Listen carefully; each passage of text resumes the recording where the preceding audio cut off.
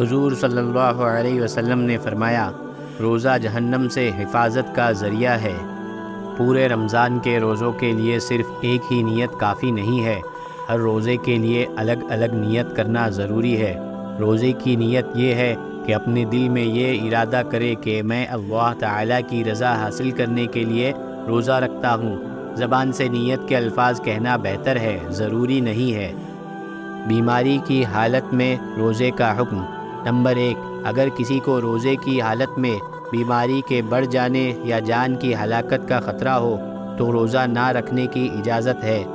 Number 2، روزہ رکھنے کے بعد کوئی شخص ایسا بیمار ہو جائے جس سے بیماری کے بڑھ جانے یا دیر سے ٹھیک ہونے کا خطرہ ہو، یا کسی شخص کے روزہ رکھنے کے بعد پاپ یا اس جیسی کوئی چیز لینا ضروری ہو جائے، نہ لینے کی صورت میں بیماری کے بڑھ جانے یا جان کی ہلاکت کا ڈر ہو تو روزہ توڑنے کی اجازت ہے۔